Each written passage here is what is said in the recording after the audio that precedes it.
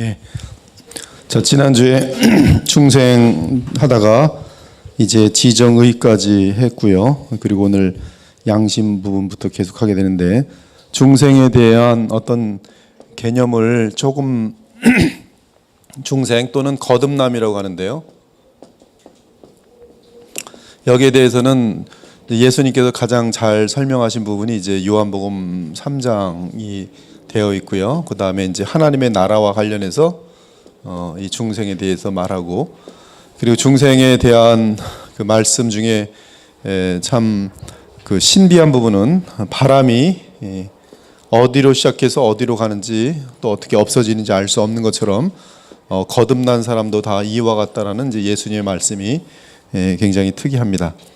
근데 한 사람이 이제 중생을 하는 과정에 있어서는 이제 그 하나님의 어떤 주권적인 역사가 제일 중요하지요. 그들의 마음을 주님께서 주관하셔서 또 복음을 증거하게 하고, 또 복음이 증거되는 그곳에 또 하나님의 섭리 가운데 어떤 사람들이 와서 뭐 어느 날 뭐 친구가 너 오늘 밥 사줄 테니까 와라. 전혀 예수님 안 믿던 사람이 친구가 밥 사준다는 말 한마디에 밥이나 한 끼 얻어먹으려고 왔다가 복음을 듣게 되면서 거듭나게 되는 그런 역사들도 발생하게 되고, 이러한 모든 것들은 그 어떤 인간의 어떤 개인의 선택이나 개인의 어떤 미리 알미나 뭐 그런 것에 의해서 되는 것이 아니라, 내가 어느 날 언제 어떻게 거듭나야겠다라는 생각을 해서 거듭나는 것이 아니라 분명히 일방적인 하나님의 주권적인 그런 역사와 어떤 인도하심 가운데 그 어떤 그 섭리라는, 그리고 섭리 속에서 복음이 전파되어진다라는 그런 어떤 문맥 속에서 이 거듭남이라는 것이 발생하거든요. 그래서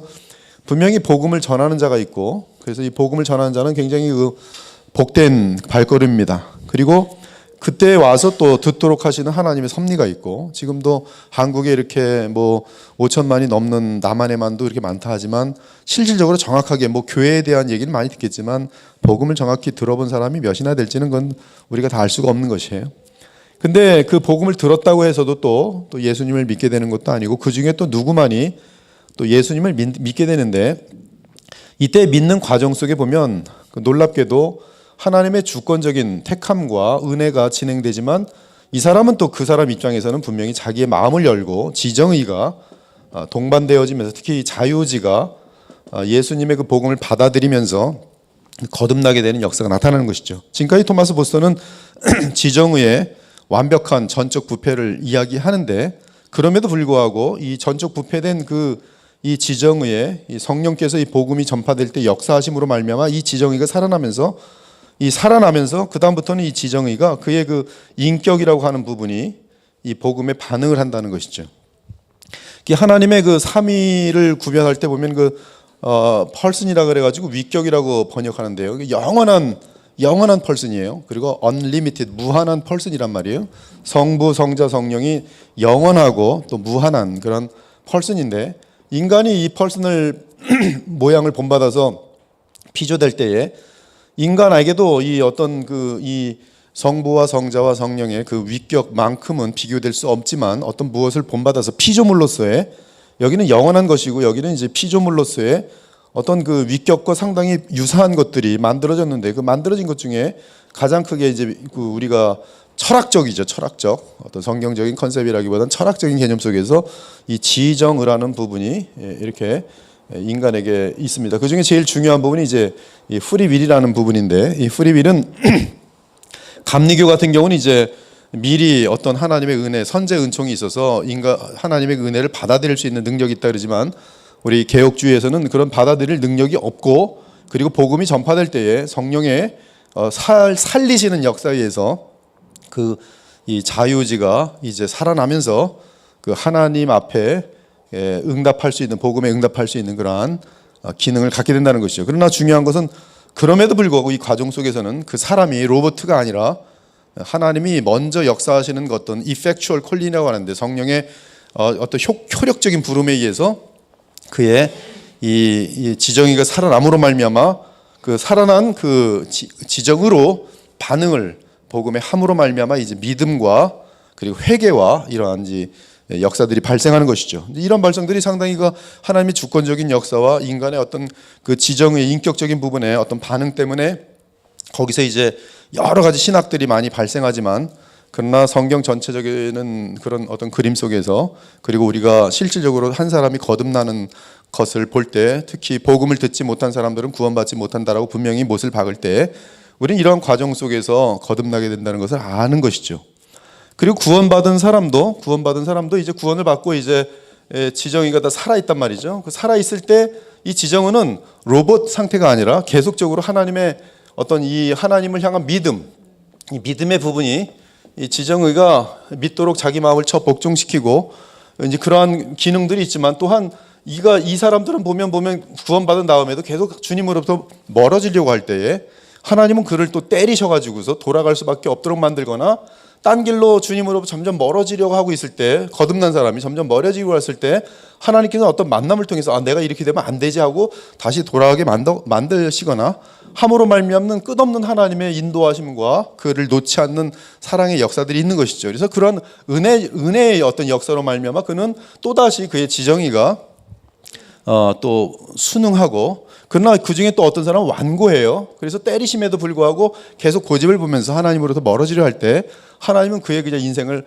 작사를 낼 때가 있는 것이죠. 그래서 뭐 다리가 부러진다거나 뭐 가족을 잃는다거나 두 손 들고 다시 돌아오는 경우가 있지만, 하여튼 결론적으로는 그의 그 어떤 의지적인 부분이 하나님의 어떤 은혜와 강권적인 역사에 의해서 무너지던 마침내 돌아오는 부분은 또한 그 하나님의 어떤 로봇처럼 되어지는 것이 아니라 주님의 그 어떤 역사에 의해서 다시 또 주님께 돌아와서 계속적인 신앙을 한다는 것이죠.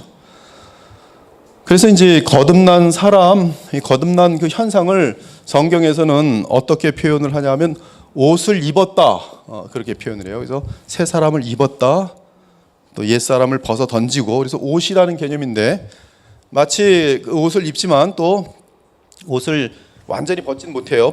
이 거듭남이라는 옷은 벗질 못하는데, 자꾸 벗으려고 이렇게 하면 이제 옷이 만약에 뜨뜻한 그 에너지를 주는 옷이라 할 때 에너지가 딴 데로 빠져나가고, 또 그 에너지를 푹 안을 수 있는 그 선택은 또 내게도 있는 것이죠. 그러나 하나님께서는 어떤 추운 느낌을 갖도록 해서 더 꾹 껴안다든지 이런 것들은 또 하나님의 어떤 주권적인 역사가 있어서, 하나님의 주권과 인간의 그 자유의지 부분 속에 그 신비가 있어요. 여러분, 그 소열의 문답에 지하이 윌리엄슨이 그 해설한 책이 있습니다. 지하이 윌리엄슨. 뭐 소열의 문답의 전통 그 고전이라고 알려진 책이에요. 그 책을 보면은 계속적으로 반복되는 부분이 있는데, 사람이 은혜를 받고 구원받는 것은 전적인 완전한 하나님의 은혜이다. 그렇죠? 그러나 자유의지와 하나님의 그 주권 사이에서의 신비는 그 누구도 풀 수 없다. 상당히 중요한 거예요. 그래서 인간이 내가 은혜 받지 못하는 부분엔 고집 부려서 거절함으로 말미암아 그 사람이 그걸 할 수 있는 거예요. 하나님을 거절할 수 있는 거예요.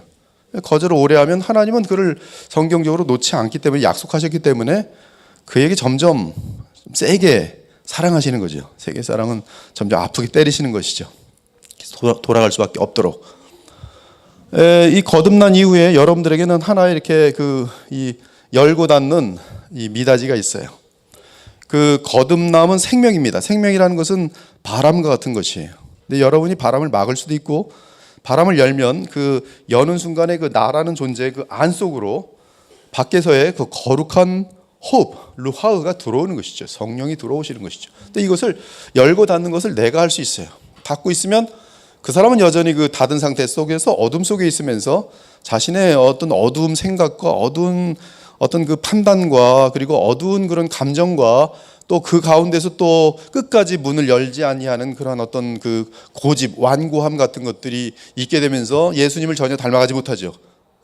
거듭난 사람임에도 불구하고. 그러나 어떤 사람은 그 지정의가, 인격이란 부분이 주님을 향하여 빨리 열려서, 그렇죠? 이 바람이 내 안으로 쑥 들어오게 하는 거예요. 여기서 하나님의 거룩한 바람 또는 생명, 그렇죠? 예수님의 생명.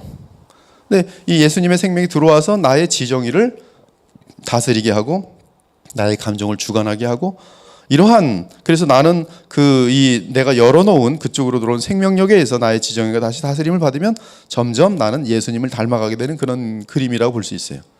이것이 이제 여러분들이 중생의 첫 번째 과정과, 그리고 하나님께서는 이제 중생된 사람을 절대 떠난 일이 없습니다. 그것이 성경에 보증된 것이고, 그러나 중생되었다 할지라도 그가 롯과 같이 있으면은 사람들이 볼 때 자기도 헷갈려요. 내가 구원받은 사람이 맞는가? 난 혹시 죽으면 천국 가지 못하고 지옥 가는 것은 아닌가? 근데 진짜 크리스찬일 수가 있는 것이죠. 그리고 가짜도 착각을 많이 합니다. 가짜도 세뇌가 돼가지고 난 진짜 크리스찬인가 보지 하면서 굉장히 악한 짓을 많이 하면서도 자기는 믿음이 좋다고 착각할 수가 있어요.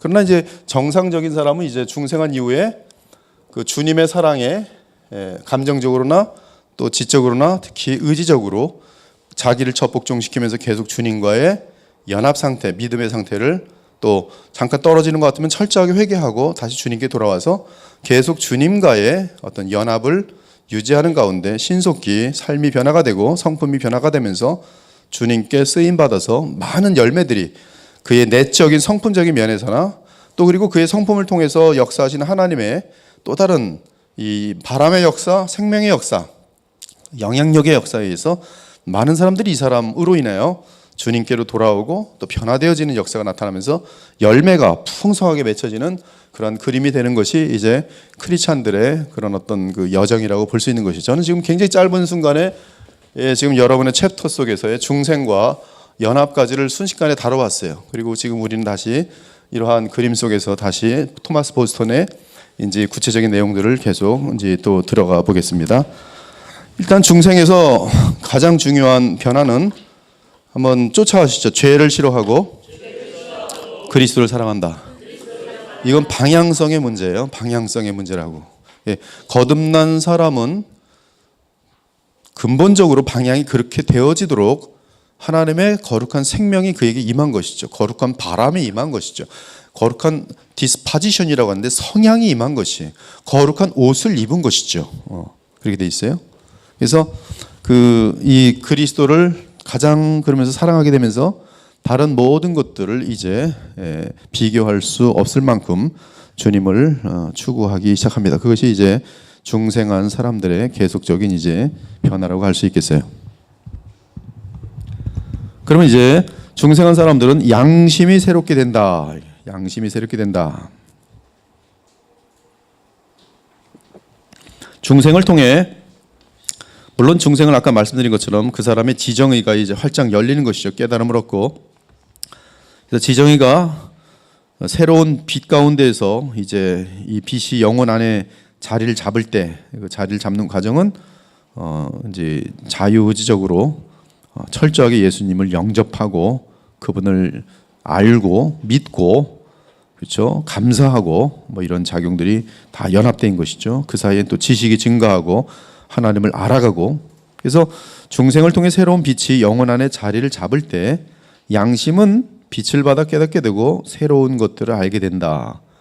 지난번에 말씀드린 것처럼 양심은 믿지 않는 자들의 양심은 하나님을 향해 죽어 있습니다. 하나님을 향해 영화롭기도 아니하며 감사치도 아니하고 또 하나님 앞에 무서운 죄를 지음에도 불구하고 불신자들의 양심은 조금도 아프지가 않아요. 그러나 여러분들이 신자가 되어지면 하나님을 의식하게 되는 데서 양심은 굉장히 많은 큰 변화가 나타납니다.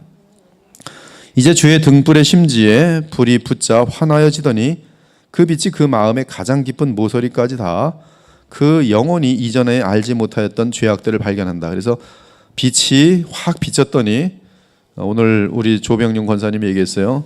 바위를 탁 들었더니 바위 밑에 그렇게 많은 벌레들이 숨어 있는지 몰랐다고. 바위를 딱 열어봤더니 빛이 쫙 비치면서 거기에 그냥 뭐 거머리들 뭐 무슨 이상한 벌레들 진드기들 막 있는 것처럼 우리 속에도 빛이 딱 들어왔더니 내 안에 그렇게 더러운 그런 죄악의 벌레들이 그렇죠 가득 찬 걸 보고 깜짝 놀라죠. 따라서 그 영혼은 이전에는 없었던 새로운 좌절을 호소하게 됩니다. 오라 나는 권고한 사람이로다 이 사망의 몸에서 누가 나를 건져내랴. 이 로마서 7장 24절의 이 갈등은 거의 제가 알고 있는 모든 보수적인 신실한 신학자들의 동일한 그 어떤 그 주석에 의하면은 믿음이 깊어 갈수록 느끼게 되어지는 그러한 갈등이다. 그러나 그러한 갈등이 깊어짐으로 말미암아 더더욱 그리스도 안에서 승리를 찾고 외치게 된다. 그렇게 주석이 되어 있어요. 즉 신자들의 참된 거듭난 사람들의 갈등이라는 것이죠. 양심은 강력하게 순종을 촉구하며 죄는 물론이고 심지어 세상의 눈에는 드러나지 않는 그러한 죄악들마저 억제한다. 세상 사람들이 볼 땐 전혀 죄라고 느끼지 않는 것까지도 죄로 알게 되면서 그것을 이제 억제하기 시작하죠. 특히 양심은 어떤 부분이 생겨나냐 하면 하나님을 경외하는 마음이 생겨납니다. 그래서 하나님을 사람보다 더 두려워하게 되죠. 이것이 지혜 중의 지혜입니다. 성경 전체가 말하는 지혜의 근본이 성령 충만한 사람과 지혜가 충만한 사람을 교회 지도자로 삼도록 그렇게 되어 있어요. 그렇죠? 사도행전을 보면 성령과 지혜가 충만한 자들을 집사로 안수하여 세웠더라. 근데 거기 지혜는 성경 전체에서 볼 때 그리스도로 말미암아 하나님을 경외하는 마음을 갖게 되는 것이, 지혜는 하나님을 경외함이 가장 중요합니다. 그런데 양심이 사람들보다 하나님을 더 경외하여지는 현상이 나타나기 시작합니다. 그 이전까지는 사람을 경외하죠. 사람을 무서워하죠. 그래서 정치인들을 무서워하고 또 자신의 목줄을 잡고 있는 직장 상관들을 무서워하고, 그래서 상관들이 죄 짓자 하면 이건 하나님께서 싫어하시는 거 알면서도 죄에 같이 따라가고, 이것은 지금 하나님보다 사람을 더 두려워하는 것이죠.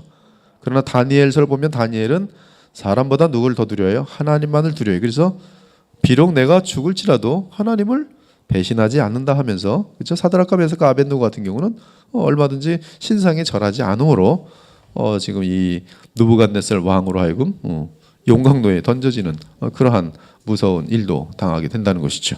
그러나 그것이 바로 지혜, 그것이 거듭난 사람에게 나타나지는 그러한 마음입니다. 그런 양심이에요. 내가 이렇게 하면 우리 하나님을 실망시키는 거지. 그리고 양심은 많은 사람들에게 주의 손에 맡기게 하고 한때 과거에 멸시하였던 그리스도의 명분을 따르도록 만듭니다. 그래서 자신들의 이 삶을 주님께 의탁하고 주님을 철저하게 순종하는 것이죠. 그것이 이제 양심, 즉 신앙적인 양심이죠. 그래서 양심과 신앙은 붙어 있어요. 믿음과 양심은 붙어 있어요. 믿음과 양심이 떼어져 있는 믿음은 거짓 믿음입니다. 그래서 양심이 파손되면 무엇이 파손돼요? 곧 믿음이 파손이에요. 그래서 믿음이 강화해진다는 것은 여러분의 양심이 강화해지는 것이, 믿음이 강화해진다는 것은 성령을 의지함으로, 그렇죠? 성령을 의지함으로 성령의 역사가 우리 마음속에 깊어진다는 뜻인데, 성령이 우리의 마음속에 깊어지는 것은 곧 양심에 대한 변화로 나타납니다. 그래서 이 믿음의 예민성, 믿음의 성숙함, 믿음이 깊어짐, 이것은 정확하게 동일하게 양심이 신앙적으로 예민하여짐, 양심이 죄에 대하여 예민하여짐, 양심이 하나님의 뜻에 대하여 철저하게 이것이 맞는지 안 맞는지에 대한 확인을 하고 싶은 마음이 막 커지는 것이죠. 이것이 양심의 기능이에요. 이것이 거듭난 사람들에게는 그러한 현상들이 나타납니다. 그리고 여기 그리스도의 명분이라고 되어 있는데, 이것은 그리스도의 영광을 많이 추구하게 되죠. 거듭난 사람은 점점 그리스도의 영광.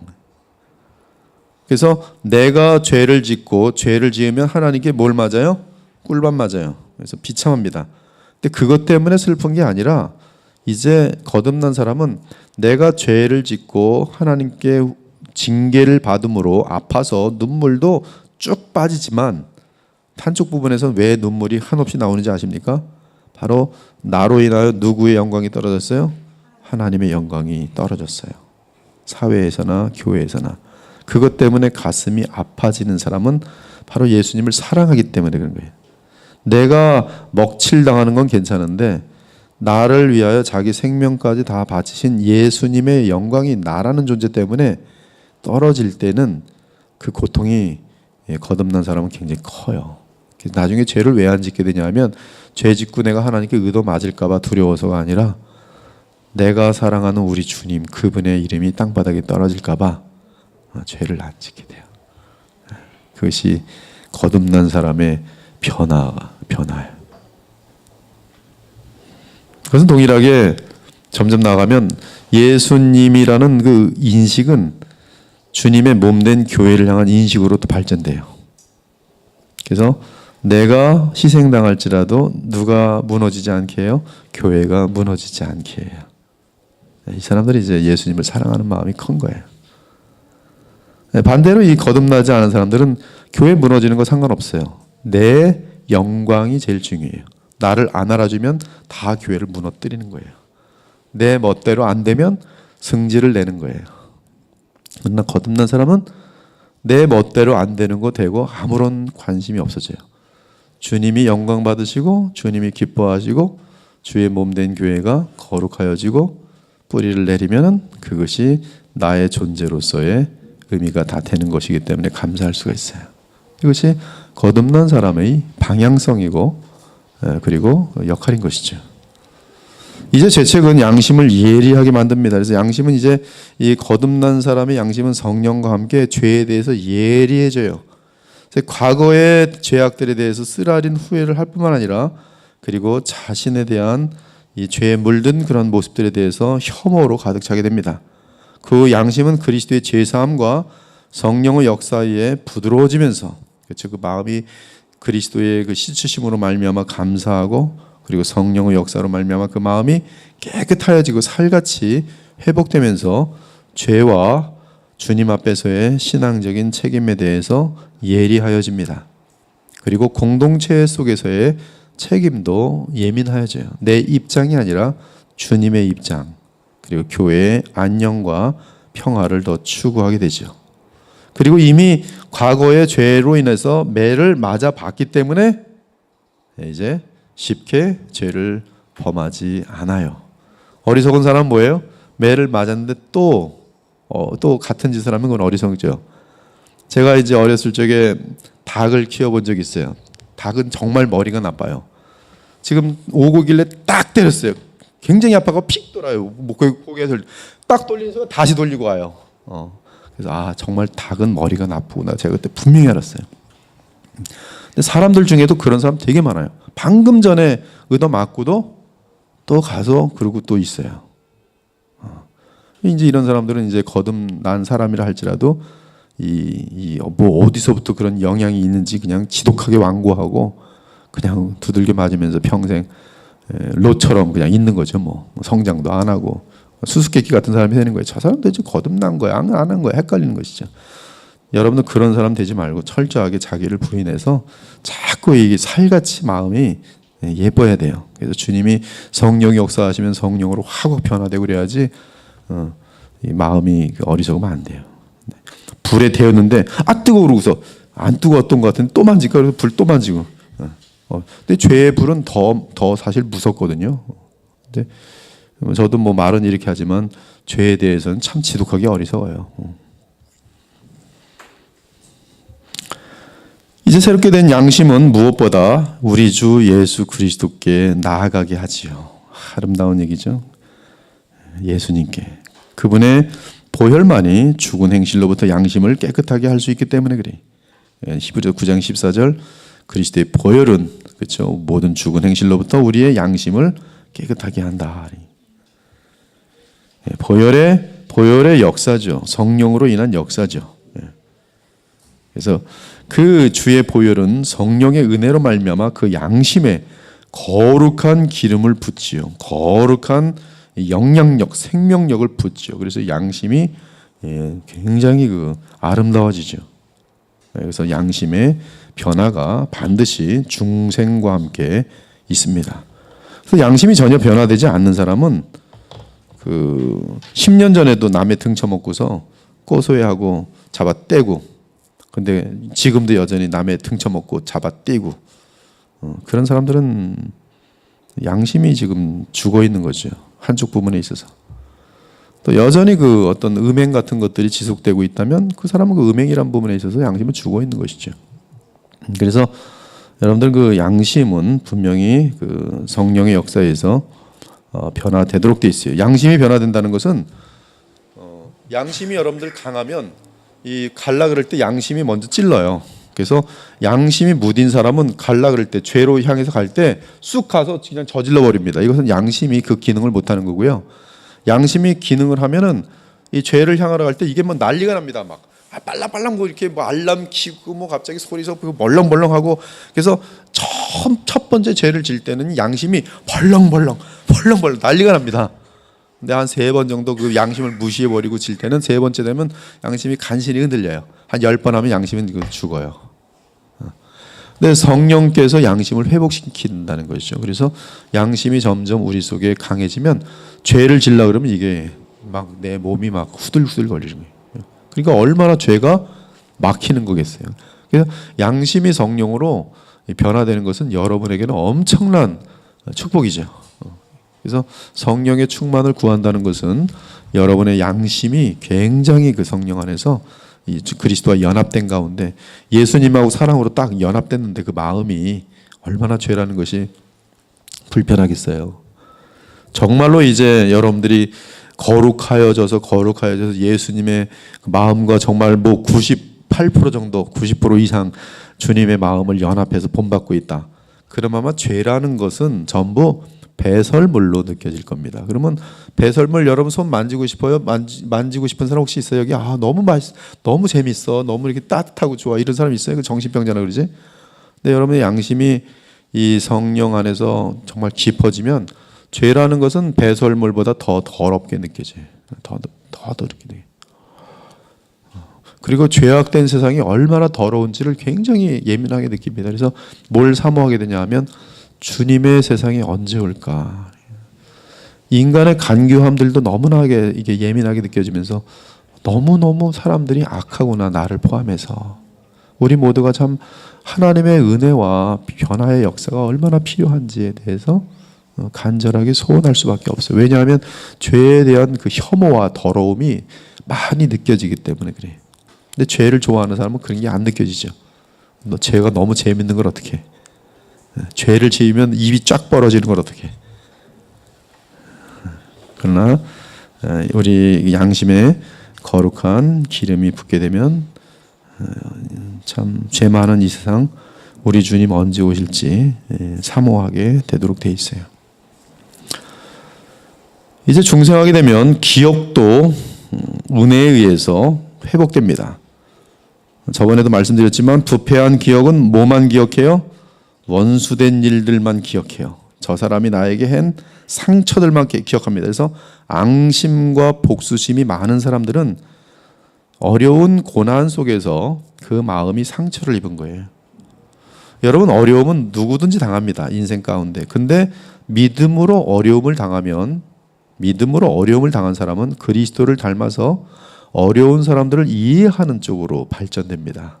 그래서 어려운 당한 사람들을 도울 수 있는 마음이 커지고 긍휼과 기도가 많아지고 그러한 사람들의 아픔을 같이 느끼면서 눈물을 흘릴 수가 있어요. 근데 어려움을 당할 때 그것을 믿음으로 이겨내지 못한 사람들은 그 어려움은 그 사람들에게 독으로 남아요. 독으로 남아서 굉장히 이 복수심, 증오. 그래서 사람들이 힘들어집니다. 굉장히 멋이 없는 사람이 돼요, 한마디로. 긍휼이 없고요. 경계심이 많고 한번 당했기 때문에 안 줄라 그래요. 마음도 안 주고 너는 네 거고 나는 내 거고 네 거 있을 때 뺏으려 그러고 이런 사람들이 이제 상처를 받은 사람들의 모습이에요. 그런데 이제 이제 기억이 이제 주님의 은혜로 바뀌면 저 사람이 내게 행한 착한 일들을 기억하기 시작해요. 그래서 과거에는 이 사람이 나에게 했던 나쁜 일만 기억했는데 중생에서 기억이 바뀌면 그 사람이 좋은 면들이 생각이 나요. 그러면서 그 사람을 용서할 수 있게 돼요. 어느샌가 내 마음속엔 원한이 사라져요. 그리고 나 같은 사람을 주님이 용서하셨는데 라는 그 용서를 누리는 만큼 내 주변에는 원수가 생기진 않아요. 즉 내 마음속에 안갚음, 복수심 같은 것들이 사라져요. 저는 진심으로 복수심이 없어요 지금. 물론 앞으로 억울한 일을 당할 때도 극복을 해야 되겠지만은 그러나 이 복수심이 없을 때 그 마음은 참 자유롭습니다. 근데 어떤 사람 보면 복수심이 안 없어지는 거예요. 보면 벌써 10년, 20년. 저는 그 사람만은 용서 못합니다. 이렇게 딱 멋있게. 그 사람 멋있게 말해요. 그 사람만은 용서 못합니다. 어쩌겠다는 거예요. 기회 나면 죽이겠다는 거지. 자기 능력만 있으면 죽이겠다는 거지. 근데 무서운 거잖아요. 많아요. 생각보다 많습니다. 크리스찬들 중에도 많아요. 근데 그건 아직 거듭난 죄사함의 그 어떤 이 성령의 역사를 충분히 느끼지 못한 거죠. 나 같은 사람 지옥에 떨어져야 합당한 사람인데 그러한 나를 용서하신 주님의 그 용서하심을 알면 그것이 내가 죄사함 탕감받은 것이 얼만데, 그렇죠? 1만 달란트인데 100데나리온 사람한테 데나리온 띄어먹었다고 해서 나는 너를 죽도록 용서 못해. 주님, 100만 달란트, 10만 달란트 탕감해서 고맙습니다. 안 돼. 넌 100원 내 거 띄어먹어서 안 돼. 이건 지금 그러면 주님이 뭐라는 줄 알아요? 나는 네 죄도 그러면 탕감해 주지 않겠다는 거예요. 여러분들의 인생 가운데 죄가 얼마나 많습니까? 그렇죠? 근데 그 죄가 하나님께서 만약에 다 징계하시고 다 노출시키시고 다 심판하셨으면 지금 이 자리에 제대로 설 수 있는 사람 한 사람도 없어요. 근데 다 용서해 주셨잖아요. 다 덮어주셨잖아요. 그런데 한 가지 성경에서 이런 경고를 여러분이 기억하셔야 돼요. 하나님께서 다 덮어주셨지만 혹시 너희들이 끝까지 다른 사람을 덮지 못하고 들춰내고 그렇죠? 용서하지 못하면 주님께서는 이것을 다 다시 들춰낼 가능성이 상당히 높아요. 꼭 기억하시기 바라요. 신기한 방법으로 들춰내십니다. 그러니까 여러분들이 죄사함에 대한 그 은혜를 충분히 나의 인생 가운데서 누리려면 주님께서 나를 용서하심 같이 다른 사람들도 용서해 줘야 돼요. 그래야지만이 하나님의 그 용서를 우리 가운데 누릴 수가 있어요. 그래서 우리는 이 기억도 바뀌어서 용서하고 또 그들을 위해서 기도하게 됩니다. 그리고 이제 기억은 영적인 것들에 대해서 예민해져요. 하나님의 말씀들이 들어오기 시작해요. 그리고 그 말씀들이 어디에 있었는지 또 그 말씀이 뭐라고 했는지 관심을 갖게 됩니다. 여러분, 기억은 무엇과 비례하냐면 인간의 기억은 무엇과 비례하는지 아십니까? 인간의 기억은 관심과 비례해요. 무엇에 대해서 관심을 갖느냐는 바로 그 사람의 기억과 곧바로 이어집니다. 그래서 탈란트 이름을 잘잘잘 외는 사람은 기억력 엄청나게 뛰어난 거잖아요. 근데 이만한 기억력이 나오려면 뭐가 있어야 되는 거예요? 관심이 엄청나게 탤런트들이 많은 거예요. 여러분이 성경도 지금 만약에 못 찾는 사람이 있다면 뭐에 대해서 관심이 없는 거예요? 간단한 거예요. 성경에 관심이 없는 거예요. 근데 성경에 관심이 있으면요, 성경이 기억이 나기 시작해요. 기억이 나기 시작해요. 근데 성령의 역사는 우리로 하여금 하나님을 향한 관심을 또 죽도록 예수님을 사랑하게 만들기 때문에 예수님에 대한 관심이 깊어지면서 성경은 점점 우리에게 기억이 많이 나게 돼 있어요. 그래서 이 성경을 그래서 이제 자주 반복, 그리고 기억력은 반복과 또 비례합니다. 한 번 읽은 거하고 두 번 읽은 거는 만약에 한 번 읽은 것은 기억이 5% 남는다면 두 번 읽을 때는 기억이 한 40% 정도 됩니다. 세 번, 네 번 정도 읽을 때는 쑥쑥 올라가요. 그래서 이 기억력은 반복과 굉장히 많이 비례해요. 즉 하나님의 말씀을 여러분들이 얼마나 반복해서 가까이 보는지에 따라서 또한 여러분의 이 기억은 굉장히 틀려요. 그래서 이 기억도 중생에 의해서 관심이 바뀜과 함께 영적인 것들에 대해서 강력해집니다. 그리고 은혜는 기억을 거룩하게 하죠. 이미 말씀한 것처럼 이 경건한 슬픔을 갖도록 하고요. 주님을 늘 기억해요. 주님, 제 마음속에 주님. 어디를 가서 말을 하려고도 하고 누구를 기억합니까? 우리 예수님을 기억하면서 내가 이 말하면 안 되지. 우리 예수님이 싫어하실 거야. 주님을 기억할 때 벌써 확 생각이 바뀌는 거죠. 얼마나. 그리고 주님의 법도를 기억하는 것이죠. 주의 말씀을 아침에 읽었는데 기억이 나면서 이건 내가 지금 주의 말씀을 어기는 거고 주님의 마음을 아프게 하는 거지. 기억이 거룩하여지죠. 그리고 심지어 이미 용서함 받은 자신의 죄악에 대해서도 떠올리면서 나는 괴수 중에 괴수구나 그래요. 내가 주님의 은혜가 없었다면 지금 동일한 죄를 범하고 있었을 텐데 주의 은혜 때문에 지금 이렇게 변해 있지만 과거에 10여 년 전에 내가 주님을 알기 전의 나의 추악한 그때의 행위들과 죄악들이 기억이 나면 뭐라 그러는지 아세요? 내 괴수 중에 괴수구나. 네, 과거의 죄악들에 대해서 이제 이 속에 또 갈등이 생겨요. 하나는 나는 죄인 중에 괴수구나라는 고백과 함께 옆에 있는 또 옛사람은 쑥 올라와서 그때가 좋지 않았어. 그래서 광야에 있던 이스라엘 백성들이 믿음 잃으면 뭐라 그래요? 애굽으로 돌아가자. 거기서 무슨 자기네들이 고기 먹은 적이 있었다고. 양파에서 국물이나 몇 그릇 조금씩 받아 간신히 얻어 먹었을 때 거기는 고기도 많았고 양파도 있었고 마늘, 이거 다 지금 정력제들이거든요. 헛소리들 하는 거예요. 지금 상상하는 거예요. 네, 그렇게 사람들은 죄악을 기억하면서 평생 누리는 그런 게 옛사람이 있어요. 근데 반면에 그런 죄악된 기억에 대해서 성령께서 우리의 마음을 주장할 때는 뭐라 그래요? 그럼 과거의 지역에 대해서 괴수 중에 괴수고 더러운 중에 더러운 정말 마귀의 종이었구나. 내 속에 만약에 그 옛사람이 그때가 좋지 않았으면 웃기는 소리 하지 마! 물러가라! 내 속에다가. 그래서 거룩하여진 기억에 쌓인 하나님의 말씀은 우리로 하여금 유혹을 거절하도록 하고, 그리고 그런 기억된 하나님의 말씀은 현실 속에서 그대로 적용되어 실천되면 이것이 바로 프레이마, 좌우의 날성검이 되는 거예요. 이거는 그 에웃의 그 배를 찔러가지고 항문까지 그냥 내려 꽂는 한 규빗 된 좌우의 날성검처럼 마귀 역사를 그냥 그대로 그 한 방에서 끊어버립니다. 여러분들 그 성령께서 여러분 그 말씀을 기억나게 해서 내 마음속에 누적된 말씀이 현실 가운데 그대로 적용될 때가 있어요. 성령의 어떤 강한 어떤 그런 어떤 이 역사에 의해서 그 기억이 확 날 때가 있어요. 근데 그거를 내가 주의 영광으로 해서 나를 부인하고 순종해 버리면요, 이것이 이제 그 공동체와 또 그 어떤 사회 속에서 뭐 정치인들도 마찬가지고 이게 어떤 파장을 일으킬지는 아무도 몰라요. 왜? 성령께서 그때 그 좌우의 날성검으로 만들어서 그 사람의 순종이거든요. 하나님 말씀에 순종하는 그 순종은 어떤 결실을 나타낼지 몰라요. 여러분 그 순종을 하세요. 그러면 여러분의 인생이 확확 바뀝니다. 확확 바뀌어요. 순종했더니 직장에서 잘려요. 근데 잘리면서 새 출발 되는 거예요.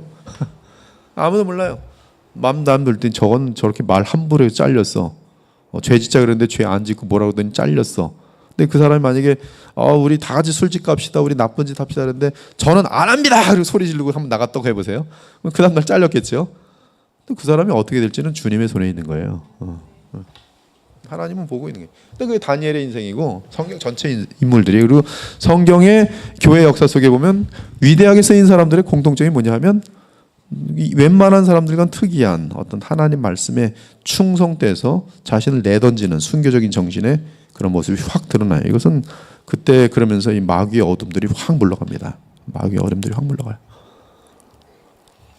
지금 여러분들은 지금 뭐 사회 속에서 많은 그 이제 어둠들이 점점 깊어지고 있는 것 같아요. 제가 볼 때도 동성애 현상은 그는 이제 성경에서 하나의 그 죄의 한 카테고리가 맞지만은 그러나 그 동성애라는 그 죄는 특이성을 갖고 있어요. 그것은 죄를 죄라 하지 아니하는 인간의 어떤 깊은 뿌리에, 그리고 이제 하나님을 대항하는 그런 어떤 도구로 사용되는 죄악이거든요. 누가 뭐 도둑질 가지고서 그거는 선한 일입니다 이렇게 말하는 사람 없잖아요. 그건 라이프 스타일이라 하면 그런 말하는 사람 없잖아. 근데 유독 그것만은 이제 라이프 스타일이라 그러고 또 그런 어떤 특성 때문에 이건 성경에서는 특이하게 다룬다는 것이죠. 사회 현상으로 다룬다는 것이죠.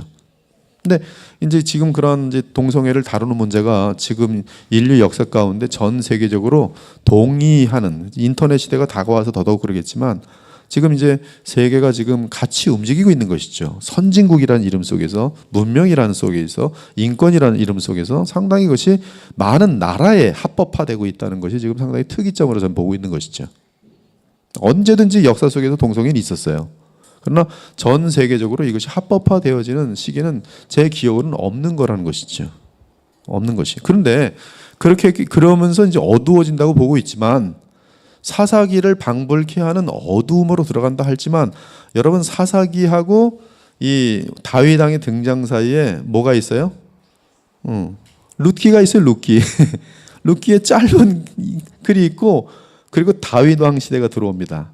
근데 다윗 왕 시대에 사사기에 있었던 죄의 그림자는 싹 없어져요. 그 얘기 뭐냐면 하나님께서 한 사람을 위대하게 세우기만 하면 지금 어두운 이런 뭐 그런 것들도 순식간에 또 물러갈 수 있다는 뜻이에요. 그렇게 복잡한 얘기 아닙니다. 어쩌면 뭐 그리스도의 보혈교회에서 지도자 하나가 나왔는데 하나님께서 그에게 힘을 주시고 강건케 하셔서 한국 사회를 확 바꿔낼 수도 있는 거예요. 그럼 다윗 왕처럼 순식간에 모든 어두운 세력들이 쑥 물러가 버려요. 하물며 그리스도께서 지금 태양 같은 그분이 왕으로 계신 하나님의 나라가 이 땅에 있는데 우리가 믿음으로 나갈 때는 어둠의 세력이란 건 그렇게 두려워할 것이 아닙니다. 여러분 깜깜한 어둠이 있는데 이제 스위치를 여러분이 딱 이렇게 전등을 켜잖아요. 근데 어떤 바보가 너무 오늘은 깜깜해. 스위치를 올려도 불이 안 켜질 것 같아. 이런 사람 있어요? 그 사람은 어둠이 빛을 이길지도 모를 것 같아. 내가 아무리 스위치 올려도 어둠이 너무 세서 빛이 막 자동으로 꺼질지도 몰라. 이렇게 생각하는 사람은 정신이 이상한 사람이죠. 아무리 어두워도 툭 키면 화나잖아요. 그래서 별일 아니구나 하고 들어와서 다들 하나도 안 무서워하잖아. 지금 불 켜 있는데, 형광 켜 있는데 지금 너무 무서워, 껌껌한 것 같아. 이런 사람 없잖아 지금. 네. 지금 우리가 이 빛에 속해 있다는 거에 대해서 굉장히 그 어떤 그 확신을 가질 수 있어야 된다는 것이죠. 우리는 이 기억이 거룩하여진다는 사실을 분명히 알고요. 또 놀라운 것은 과거에 여러분들의 지체는 뭐에 쓰였어요?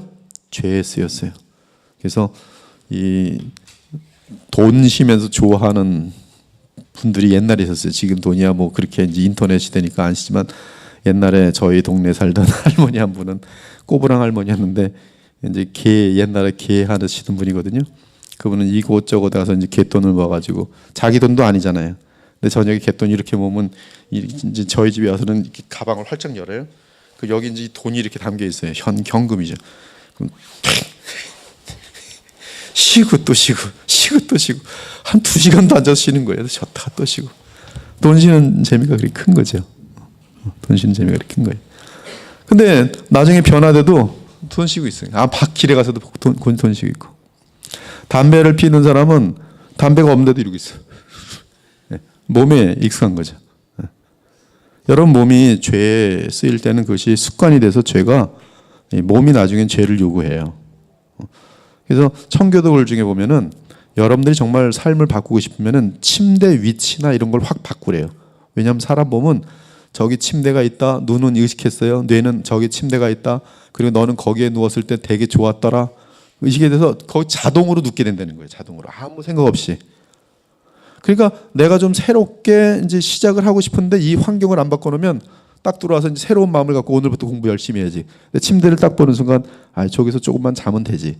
자, 그럼 그날도 망치는 거예요. 그날도 망치는 거예요. 하려면 바꿔요. 왜? 몸은 항상 안 되는 거죠. 항상 자기가 편했던 것, 자기가 이 마약을 먹으면서 쾌락을 느꼈던 걸 몸을 안다는 거예요. 그래서 담배 같은 것들도 다 몸이 정신과하고 다 연결이 돼 있지만 몸도 그 맛을 아니까 막 땡기는 거죠. 그래서 이 성경은 몸이 불의의 도구였다. 불의의 도구였다. 근데 이제 성령께서 임하셔서 거듭나면 눈이 바뀌어요. 눈이 바뀝니다. 마음에 의해서 눈이 남자들은 이제 여자들만 이렇게 막 지나가면서 한 번은 저한테 문자가 왔어요. 문자가. 이제 그분이 이제 자매님인데 시험에 들었나 봐요. 우리 목사님하고 오늘 신방을 가는데 목사님이 갑자기 이쁜 여자분이 눈이 막 끝까지 쫓아갔대요. 자기는 이 목사님하고 신방 가기 싫어서 오늘은 안 다니고 앞으로 어떻게 될지 모르겠다. 그래서 이거 어떻게 됩니까? 그래서 제가 뭐라 그랬겠어요? 기도하세요. 그러죠. 항상 기도하세요. 뭐 어떡할 거예요? 그 목사님이 눈 쫓아갔다고 해서 목사를 내쫓을 거예요? 기도해야지. 근데 이 습관이 돼 있다는 것이죠. 그래서 근데 변하는 것이죠. 안 쫓아가야죠. 하늘을 두루 바라보는 사람이 안 쫓아가죠. 우리 동준이가 평생 응준이 칭찬하잖아요. 왜? 자기 눈은 쫓아갔는데 응준이 안 쫓아갔거든. 근데 새 언약 속에서 눈이 안 쫓아가죠. 눈도 좋은 거를, 거룩한 걸 보기 시작하죠. 귀도 마찬가지고, 혀도 마찬가지고. 혀도 과거에는 미움을 심고 또 독을 심는 혀였지만, 이간질하는 혀였지만 이제는 합력하게 하고 또 따뜻하게 하고 위로하는 혀로 바뀌죠. 그래서 몸뿐만 아니라 우리 전인이 바뀌는 것이 바로 중생이 중생. 네 번째로 이제 중생되면 삶이 바뀌어요. 이제 관계성 속에서 바뀌죠. 첫째로 친구들이 바뀌어요. 저도 그랬어요. 저도 친구가 완전히 바뀌었어요. 제 친구 하나가 저는 이제 대학교 때 뭐 여기 혹시 아는 분들이 있는지 모르겠어요. 제가 대학교 때 제가 1985년에 이제 그 로마서를 공부하게 되면서 아마 그때부터 이제 복음을 알아가기 시작하고 근데 1985년이면 제가 벌써 대학을 졸업하고 나서 사회생활에 들어간 때거든요. 근데 이제 그 거듭나기 전에 제 친구들이 있었어요. 한 5명인가 6명. 그것도 고등학교 때부터 계속 친구들인데, 그래서 우리는 영원한 우정을 나누자 하면서 바보 같은 짓들 했죠. 뭐 칼로 해갖고 뭐 피를 같이 내도 우린 피를 섞은 형제다 그래서 뭐 5명인지 모르고 피를 섞고 또 이제 뭐 그때는 이제 동해안으로 무전 여행을 떠나는 게 그때 멋이라. 무전 여행을 떠나면 또 무슨 뭐 거기 뭐 깡패들도 만날 거니까 우리도 깡패들하고 대판 한번 싸울 준비를 하면서 떠나야 된다면서 뭐 그러면서인지 무슨 뭐 이건 뭐 뭔지 모르겠어요. 뭐 그러면서 평생을 뭐 우리는 친구다 뭐 그런 것들이, 제가 이제 거듭나서 예수님 믿고 나서 얘네들이 전도하려고 야 예수님 믿자 그랬더니 얼굴 그냥 180도로 바뀌더라고요. 그래서 마지막에 저를 아주 가장 친한 친구 하나 딱 만나러 마지막 만남이었어요. 마지막 만남이 저를 딱 만나. 내가 마지막으로 딱 한마디 한다 그래서 해봐 그랬더니 난 네가 옛날이 좋았어. 그리고 끝났어요. 아직까지도 못 만나요. 근데 그 이후로 저의 만남은 예수님 안에서의 제자들과 또 사람들을 바뀌었어요. 사귀는 친구들이 바뀌더라고요. 할 수 없어요. 할 수 없어요.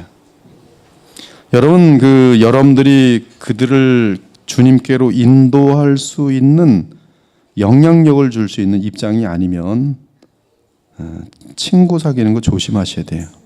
사랑이라는 명목하에 내가 세속화되어지는 것을 합리화시키면 대단히 위험한 거예요. 주님께 충성하지 못하게 돼 있어요. 그리고 사람은 한계가 있기 때문에 친구들과의 대화와 듣는 것과 이런 영향력을 무시할 수가 없어요.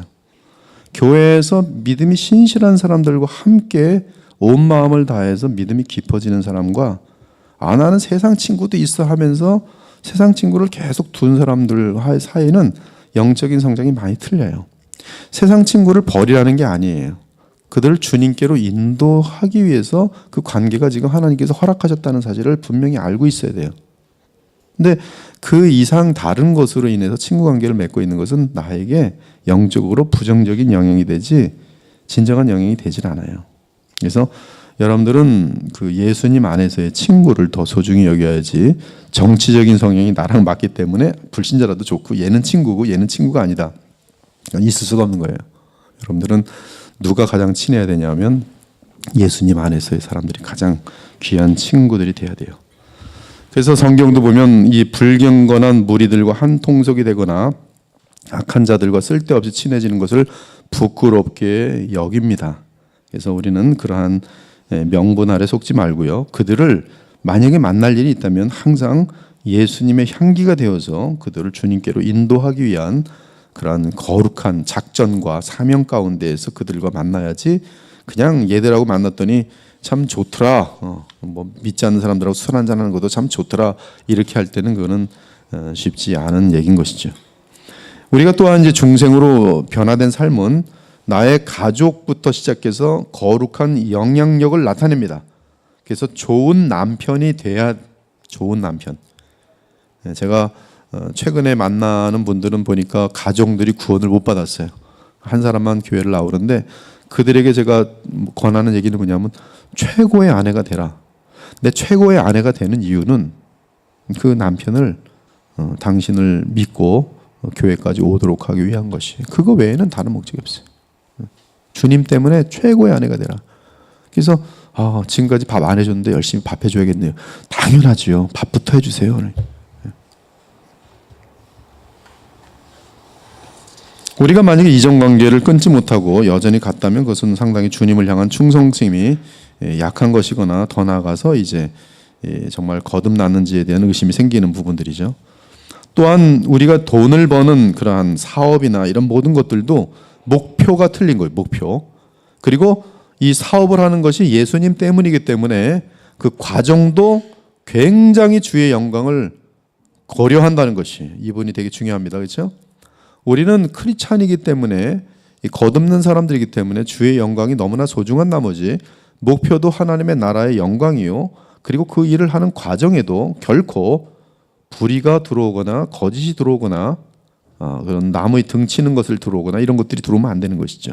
철저하게 하나님이 원하시는 정직과 진실과 지혜로운 방법에 의해서 가장 올바르게 누가 보아도, 그렇죠? 모든 사람이 보아도 하자가 없는 그러한 방법으로 하나님의 나라의 일들을 위해서 사업을 할 수가 있어야 돼요. 따라서 정직해야죠. 정직해야 됩니다. 또한 거듭난 사람은 반드시 하나님 나라 확장에 특별한 관심을 갖게 됩니다. 여러분들 주님의 나라에 대해 관심이 있어요? 아멘이죠? 예, 그것은 거듭났기 때문에 관심이 있어요. 또 하나님 나라의 확장에 대해 관심이 있다는 것은 불신자들을 보면 뭘 느껴요? 불쌍하지요. 불쌍하지. 왜? 저들은 이제 죽은 이후에 지옥에 들어갈 것을 뻔히 알기 때문에. 그래서 그들에게 나의 삶과 고백과 또 그리고 많은 사랑을 통해서 복음을 전하기를 힘쓰죠. 그리고 내가 복음을 막는 걸림돌이 되지 않기 위해서 무진장 노력하죠. 바울은 고기를 먹어도 자기 양심에 걸리지 않지만 내가 고기를 먹으면 실족할 사람이 많기 때문에 고기를 차라리 먹지 않겠다고 말해요. 그것은 어떤 한갓 지식, 무엇이 옳고 그르냐의 지식보다 더 중요한 것은 한 영혼을 실족시키지 않는 사랑이 가장 소중하다는 것을 선포하면서 본질적인 것이 아니라면 얼마든지 시간이 아직 있기 때문에 그는 자기는 만약에 한 영혼이 실족되지 않고 돌아올 수만 있다면 난 평생 고기 먹지 않겠다 얘기합니다. 그러므로 만일 음식이 내 형제를 실족하게 한다면 나는 영원히 고기를 먹지 아니하여 내 형제를 실족하지 않게 하리라. 무엇을 위한 삶입니까? 예수 그리스도의 영광과 하나님 나라 확장과 한 영혼이라도 주님께로 돌아오게 하려는 그러한 마음이 있는 것이죠. 그 다음에 이제 거듭난 사람은 나를 유지하는 힘이 어디라는 것을 고백합니까? 여러분, 예, 저번에 우리 설교에서 다뤘죠. 무엇과 무엇으로부터 이 은혜가 흘러나와요? 그 은혜가 하나님과 및 어린 양 보좌로부터. 그렇죠? 그러니까 우리는 그 은혜를 누리기 위해서는 항상 누구에게 나가야 됩니까? 바로 예수 그리스도를 통해서 하나님과 교통할 수가 있어야지요. 그렇죠? 그러니까 주의 보혈로 흐르는 은혜만이 나를 유지시키는 능력이라는 것을 절대로 놓치지 않고, 그 은혜가 없으면 나는 못뿐이 안 돼요. 죄뿐이 안 져요. 죄뿐이. 인정하십니까? 예, 그 은혜가 오늘도 아침부터 없으면 아침에 늦게 일어나서 이제 말부터 실수를 했어요. 예를 들어서 부부랑 말다툼을 했어요. 성경도 읽기 싫고 기도도 하기 싫고, 그리고 이제 회사를 갔어요. 기분이 아주 언짢은 가운데 회사에서 보는 사람 만나는데 기분이 안 좋아서 또 일이 커져요. 하루 종일 이제 엉망진창이 되는 거예요. 집에 돌아와서 보니까 주님과 교통을 안 하고 오늘 깨어있지 않고 하루를 지냈는데 딱 봤더니 죄밖에 없어. 죄. 근데 거기다가 한번 예인데, 이거 예입니다. 저녁 들어와서 그날 하루 너무 괴로운 일도 많고 화딱지도 너무 나와서 술 한잔 먹자. 10년 전에 먹던 술. 그래서 거기다 술 한잔 먹고 그리고 이제 잤다고 생각합시다. 그 다음날 이제 일어나서 이제 예배를 드려야 되는데 교회 가야 되는데, 야, 교회 가서 이제 자기 자신을 돌아보니까 참 비참도 한량 없고, 그때 느끼는 거냐면, 야, 내겐 주님 은혜가 없으면 죄인 중에 괴수 중에 괴수 중에 괴수구나. 주님의 은혜만이 나를 붙들어 주는 것이죠. 그래서 주님의 은혜를 놓치지 않으려고, 그리고 놓쳤다가 자신을 보면 너무 비참하고 너무 황당하고, 그리고 어쩜 그렇게 못돼 처먹었는지 그렇게 사랑하는 아내에게 왜 이유 없이 이렇게 화를 내고 삐쳐가지고 그 마음을, 이 남자들이 보면 여자들 마음 아프게 하는 데는 전문가들이거든요. 이 머리가 샥샥샥 돌아가면서. 저도 그래요. 저도 어찌나 아내 마음을 그렇게 아프게 할 수 있는 재주를 다 갖고 있는지. 근데 이제 은혜가 들어가면, 야, 인간 중에 제일 악한 존재가 나구나. 착한 사람들을 그렇게 아프게 하는 거예요. 그래서 내게는 은혜가 없으면 죄밖에 짓는 것이 없구나. 자, 적용하죠. 그러므로 거듭난 분들이요, 무엇보다 거듭난 형제들을 사랑해야 돼요. 예수님의 말씀을 잘 보세요. 그럼 모든 사람을 사랑하는 그 사랑의 표현은 그 인내, 그 다음에 그들에게 관용, 이런 것들이 나타나지만 마음을 다하여 온 힘을 다하여 내 생명까지 바치며 사랑할 대상은 놀랍게도 택한 자들. 요한 1세의 배경도 다 너희라고 해서 예수님의 사람들을 얘기해요. 갈라디아서 6장에도 너희가 선을 행하되 모든 사람에게 하지만 특히 믿음의 가정들에게 할지니라. 누구부터 챙겨야 돼요? 우리는 예수님의 사람들보다 챙겨야 돼요. 예수님의 사람들보다. 그래서 거듭난 형제들을 사랑해야 돼요. 또 여러분들이 마음이 깊어지고 예수님을 깊게 깊게 사랑하면 누가 보일까요? 예수님을 사랑하는 사람이 보여요. 얼마나 이쁜지 몰라요. 정말 뭐 친척들을 저리 가라. 친척들 별로 이쁘지 않습니다. 근데 예수님을 사랑하고 나도 예수님을 사랑하는데 저 사람도 예수님을 사랑한다 그러면 너무너무 이뻐요. 너무너무 이뻐요. 그냥 뭐 정말 너무 좋아서 어떻게 말로 다 표현할 수 없어요. 근데 반면에 안 그런 사람도 보여요. 내가 예수님을 정말 사랑하기 때문에 예수님을 사랑하지 않는 사람도 보여요. 그래서 예수님을 정말 깊게 사랑하는 사람 눈에는 거듭나지 않은 사람도 느낌이 와요. 아, 저 사람은 아직 거듭나지 않았구나. 왜? 예수님을 사랑하지 않거든. 종교성은 있는데 종교성을 통해서 자기를 드러내려고 하는 것이지 예수님을 사랑하는 게 아니거든요. 그게 느껴진다고. 가슴이 아프죠. 그렇게 같이 신앙생활하는데 거듭나지 않은데 거듭난 척하는데 난척해봤자 아무리 쇼를 해도 한계가 있는 거예요. 생명이 없으니까. 경건의 모양은 있지만 경건의 능력이 없어요. 경건의 능력은 능력이다 이게 능력이 아니고 굉장히 온화해요. 생명이잖아. 아기가 태어났어요. 갓 태어났는데 내가 태어났습니다 이럴 때 너 태어났구나 이렇게 합니까? 있으니까 아는 거지. 우리가 거듭난 사람은 내가 거듭났다 이렇게 하는 게 아니라 가만히 보면 아는 거예요. 저 사람 거듭났구나. 왜? 그 생명이 자연스럽게 흘러나오는 거거든. 생명이. 그래서 여러분들이 우리가 보면 느낌이 오잖아요. 예수님을 사랑하는 사람 뭐 좀 부족한 것도 보여요. 저 사람은 좀 성경을 덜 읽은 사람, 이 사람은 성경을 되게 많이 읽었지만은 보니까 또 기도가 부족한 사람, 다 그런 느낌은 오지만 그래도 예수님을 사랑하는 사람, 이 사람은 위선자, 이게 다 온다고요. 좀 오래 시간이 보내면. 거듭난 형제들을 사랑하고요. 그 다음에 여러분들은 회개를 신속하게 해야 돼요. 그렇죠? 회개를 신속하게 하는 게 되게 중요합니다. 그래서 여러분들이 죄책을 느끼면 그리스도의 중보를 의지하여 하나님 보좌 앞에 신속히 나아가는 것이 지혜입니다. 자, 제가 한번 질문할게요.